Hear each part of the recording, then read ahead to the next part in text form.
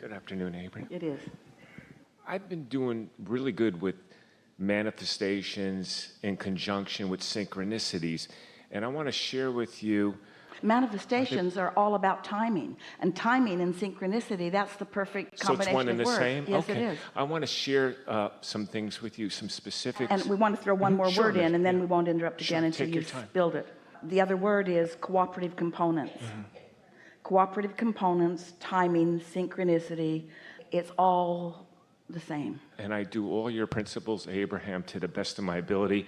And I do the appreciation, like you say, instead of gratitude, the appreciation. And I do what's like an appreciation prayer every morning, and I goose it up, as you say, where I really get feeling behind it. And I'll just pick some random things, like how much I just love kangaroos in Australia. And then that day, I'll see pictures of kangaroos, like on cars. And like, I'll say how We much. have to tell you a kangaroo story, speaking Sure. of synchronicity. Sure.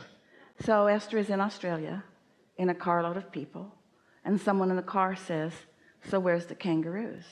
And the driver of the car says, "Kangaroos don't just go hopping down the street," but then one did.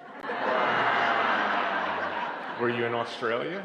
Yeah, then one did. That's amazing. And like, for example, when you always said to cherish the miracles that are all abound.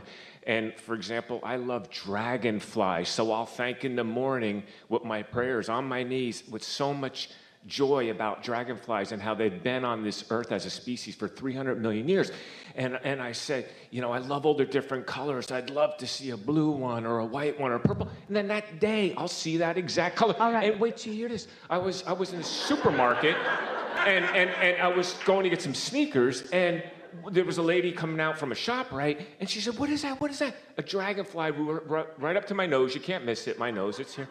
And it flew right up to my nose. She said, "What is that?" I said, "It's dragonflies. They come see me because every morning I thank how much I love them and that they've been here 3 million years as a species." I mean, and I'll get to my question. But before you do, can you hold your question Sure, for just sure. a moment? Because we want to tell you something that you've given us the perfect opportunity Thank to you, take Abraham. thought to a place it has not been before. Thank you. And it's where we began today, but you've brought us full circle, and this is really a wonderful thing. Creation is about getting in the flow. And we began today by talking about the law of attraction and about the path of least resistance. So now think about thought paths. So think about how when you think in connection with your source energy, because you're in appreciation when you're doing it. So you've got that leverage. You're all tuned in, tapped in, turned on with this energy of source. So you have a powerful, powerful point of attraction. And you are thinking about the dragonfly or anything, the dragonfly. Think about what your thought is doing to carve out the path of least resistance. Can you see how that thought just creates the pathway that makes it not just logical but absolute, that dragonfly or many would find their way into your experience because you've carved out the path? Did you hear us? Esther carved out a path to her wonderful driver putting the wrong fuel in the van. She carved out that path, not meaning to, not wanting to, but she was part of the process, and so was he. That's what your power of influence is. You are carving out paths all of the time. So you started with this really important position of manifestation. We want you to think in terms of every moment being manifestation, and in this manifesting moment, what paths are you carving out with your powerful thoughts? If you want dragonflies, think about them. You carve a path and they come to you. Doesn't matter what you want, carve the path. But when you carve the path of its absence, when you carve the path of its blockage, when you carve the path of it not coming, you've carved that path too. You get what you think about. You are path carvers. Stay there for a moment and feel that. Feel the importance of that. You create your own reality, and this is how. You wonder how you turn thoughts to things. That's how you do it. You turn thoughts to things by thinking the thoughts that carve the path, that they allow the things to move to you, to evolve through the path into your experience. That's how it works. That's how thoughts turn to things, by you carving out the path. So if you want to know why the things are in your experience, you carved a path. If you want to know why people behave to you the way they do, you carved a path. You want to know why you're disrespected? You carved the path. You want to know why you're respected? You carved the path. You want to know why funny things occur to you? You carved the path. You want to know why you feel bad? You blocked the path you carved. You asked for it, but now you're not letting it in. You see what we're getting at? Exactly. For example, I was in the lobby last night because there was a lot of noise from the highway. The room was great. The staff's been great, but there was like a lot of motorcycles whizzing by, and it just like kind of interfered with my sleep. So I went down and asked real nicely if they have any suggestions. So they said, come up and put some towels near the door to block the light, and just use the extra pillows to muffle the noise. But when I was down there, I got in a conversation about the genetically engineered beakless Kentucky Fried Chickens.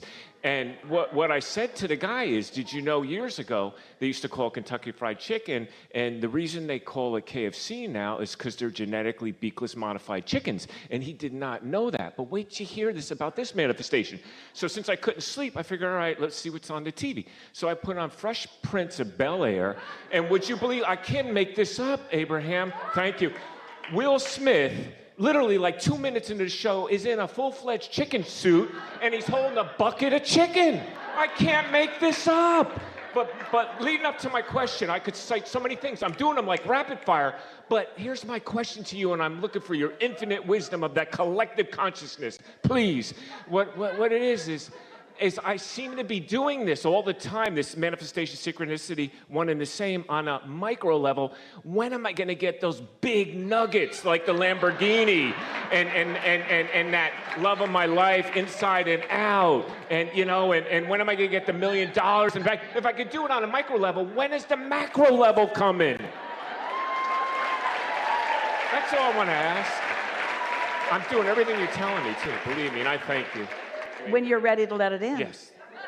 Okay. It's easy to let the little stuff in. Yeah. Because the little stuff. So what do I do differently to let in the big stuff? Since I'm doing it with the little stuff. I do it everywhere. You feel differently about it. What you just said to us is on a micro level, I can let it in. How do I let the big stuff in? And on a macro level. So your expectation, it all has to do with your expectation.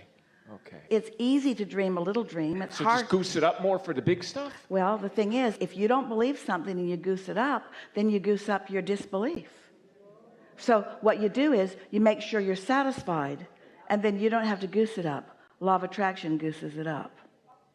Do I just include those things in my morning thankful prayers? You're not goosing anything up. Okay. Momentum is being gathered by the laws of the universe. You're not the gooser. You're not making anything happen. You're allowing it to happen. Step one, you set it in motion, and your inner being got all over it and is calling it to you.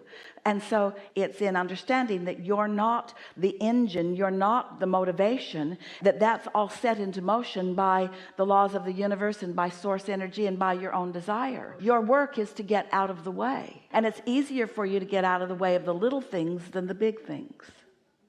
Okay, so if I could do it with all these little things, how do I do it with the bigger things? Just so I can understand you, because I just want to do it with the bigger things. Well, you just got to practice. Give us a subject of something big that you want, and let's do the satisfied, unsatisfied game till we work the bugs out of that. So give us a topic. Pick one.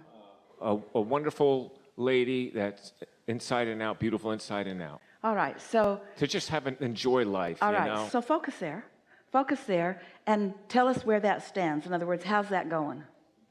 I really don't give it any attention. I would just like that. I really don't give it Well, much if you attention. weren't giving it any attention, just the desire as strong as it was would have brought it about. So you're giving it plenty of opposing attention. So we're asking you, what are you doing other than noticing that it hasn't come yet? Really nothing. Well, then you can't find your way closer to what you want if you can't acknowledge where you are. These things are always true. What you feel and what manifests is always a vibrational match. So if you've been wanting something that's not manifesting, then you're offering a vibration that you don't know you're offering. You've got to figure that out and start offering a different vibration. So are you saying to us that you really don't think about that? We find that odd, that would be the first thing that you ask for. Occasionally. You're talking to infinite intelligence. We asked you, what do you want that you could clean up? And that's the first thing you brought forward, and yet you've never think about it. Well, pick something else in. Okay, how about a brand new spanking Lamborghini? Yeah. What color? Blue. Caribbean blue. Yeah? Yeah, did they make that? I don't know. I know they do in Corvettes. I also want those, Yeah, well, too. see, how much thought have you really given this thing? Have you not Googled much. So it? how do I Have you do it? Googled it? How Have you do- looked how for do it? I We give don't it a think you've go? been thinking that much about it. We think you just pulled it out of something right here. Really? You've got a theory that you've presented to us that you haven't put into practice. And your theory is big things are hard and little things are easy. So when we really ask you about it, the first two things that we've asked you that you've demonstrated to us, you've not given that much thought to. Can I give you one more example, please, Abraham? Of a boom box. Out of the blue, I went for your CDs, of course. I wanted to go to Target and find one of those old CD boom boxes. And I figured this is a long shot. They're obsolete now with all these gadgets we have nowadays. So listen to this. You have our undivided attention. Thank you. I go to Target, and not only did they have one, they had one of two, but one of the two boxes was dinged up, and I was like the nice crisp box. So I get that, right? And I was like, completely. I started thanking God, Jesus, Source, Mother Teresa. I started thanking everything in the universe that was positive. Did you thank law of attraction? Law of Did you thank attraction? alignment? Yeah, I thank out loud. Did you thank satisfaction factor? Did well, you not thank your point of satisfaction, attraction? but I Or were thanked you Source. assigning it to other things over which have no control of you? Oh, okay, because I tried to cover it all. That was good, positive. And I was saying it out loud in the aisle. All right. So check this out. I go home, and I'm kind of like a softie. I love Hallmark movies. So there's this new movie out. I had DVR from this year, 2018, like a few months ago, called A Season of Love with Autumn Reeser. And I hadn't gotten around to it, just haven't had time. So I figured, I'll watch it during lunch today. Would you believe, I wrote it down, 3 minutes and 51 seconds into it. She goes to her childhood home and to help her mother with the restaurant that's not doing good. She goes in there and she couldn't believe it that there was this old CD boombox in the same spot when she was a teenager. I can't make this stuff up. I want to do it with the big stuff. Well, see, what happened is... And I'm making all the connections. You carved out that path of least resistance with no resistance. You wanted a boombox for another reason, found a boombox, so there's no resistance. This is the point that we're wanting you to hear. With that little bit of conversation and experience, you carved out a pathway to a boombox. So much so that your inspiration as you moved forward was to choose a particular movie that had within it. This is something that we really want you to know. Your inner being knows where you stand in relationship to everything that you're asking for. So your inner being knows where all those boombox connections are. And in an attitude of non-resistance, it is almost an instantaneously, you said 2 or 3 minutes. And it was, yeah. That same day for lunch. So we're asking you, do you understand carving a path? And do you understand carving a path comparison? Can you explain the carving a path a little bit better? A thought carves a path.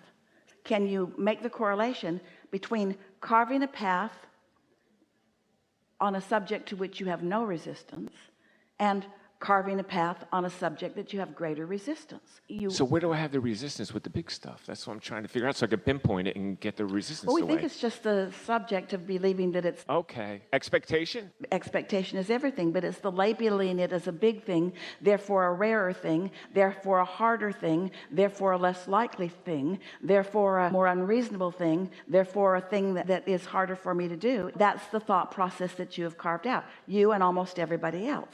You see, this is such an interesting thing, and we so enjoyed having this conversation with you because you're explaining to us the laws of the universe as we know them about some things that are working for you. Instead of using those things that are working as a catalyst to make you believe that more things will work, you're turning them on their side and using them as catalysts to be annoyed that big things aren't working.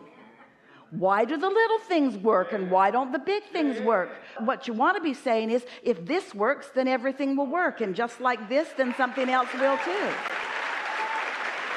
That's the piece. And the reason that you or anyone wouldn't do that is because you are enamored with reality. Everything's always changing, but sometimes you will only allow it to change to more of the same. So relative to the little things, you allow them to change. But big things, they're changing all the time, but to more of the same. Changing to absence, changing to not enough, and so forth. Really good conversation. You got it, and so did everyone else. Thank you. Yeah. Thank you. And as always, thank you so much for all.